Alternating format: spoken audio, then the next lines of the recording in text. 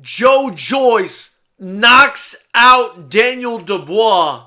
This is the post-fight reaction. Knuckleheads, welcome to the Fighters Rep, where we give you free fights, interviews, and fight commentary from the mind of a promoter / lawyer. As you know, I love British boxing. I try to watch every single fight that I can, because unlike what we've got going on here today, where you've got two, geriatric fighters that I'm not going to name going at it, what they had going on out there in the UK tonight was two actual heavyweight contenders in a fight that was a pick'em fight, and in a fight where the winner was probably and is probably now set up to take on either Tyson Fury or Anthony Joshua. We had Joyce taking on Daneil Dubois, and if you watched my prediction yesterday, which I did on my Tyson Jones preview prediction video,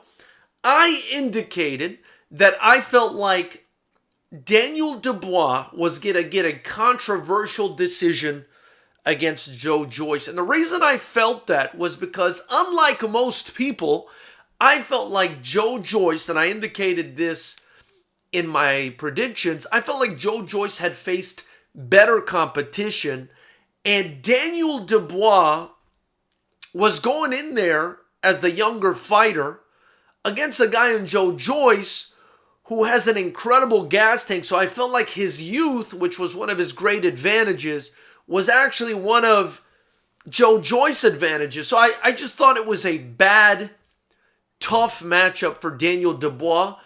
Although, again, technically I did predict him to win by controversial decision. But that's not what happened here. What happened tonight, it was a great fight. It was a close fight. And it was the man with 1,000 jabs in Joyce that got the job done tonight. Listen, he stood his ground for the majority of the fight. He kept his distance. And he threw what looked to be 1,000,000 jabs tonight, targeting Daneil Dubois' left eye just over and over, landing the jab, landing the jab, landing the jab.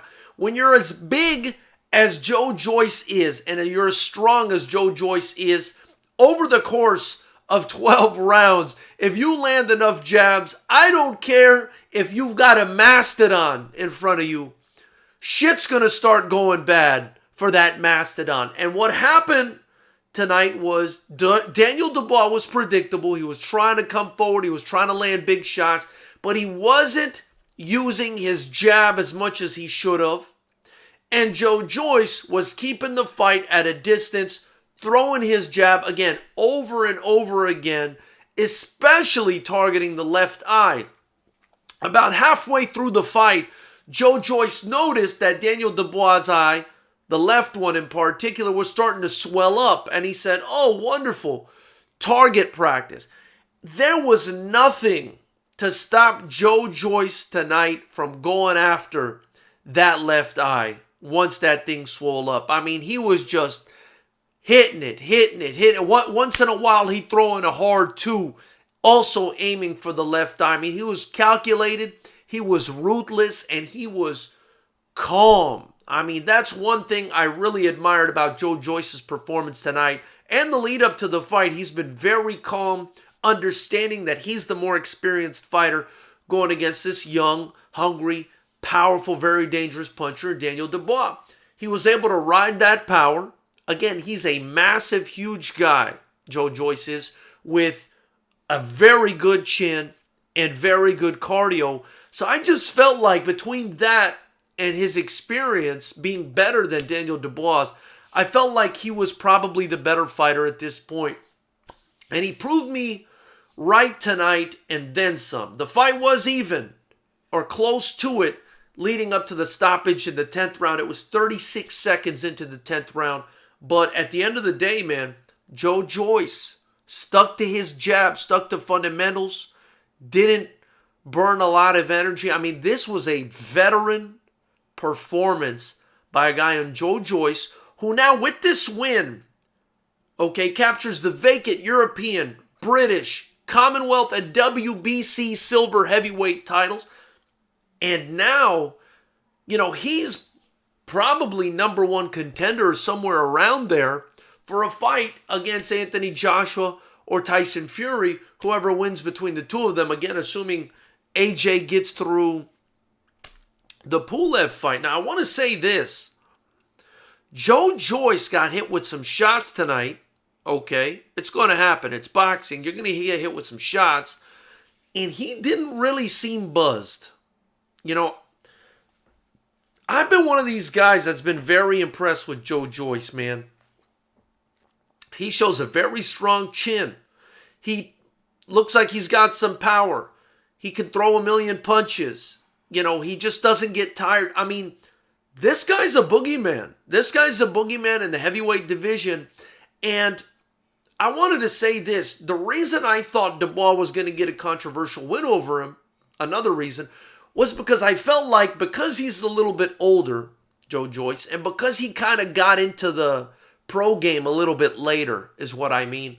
After having, I believe he got the silver medal in the Olympics, but kind of got into the pro game late. I felt like they were trying to perhaps get him out of there, right?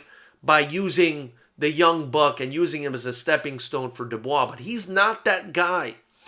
And listen, if anybody fights Joe Joyce, if Joe Joyce is firing on all cylinders, he's going to be a handful for anybody. You know, if he uses the right game plan against Anthony Joshua, Tyson Fury, or anybody else, the way he used the right game plan this evening by staying calm and just flicking out the jab a million times, he's going to be a hell of a problem. I mean, obviously against Anthony Joshua, you know, he can kind of do the same thing.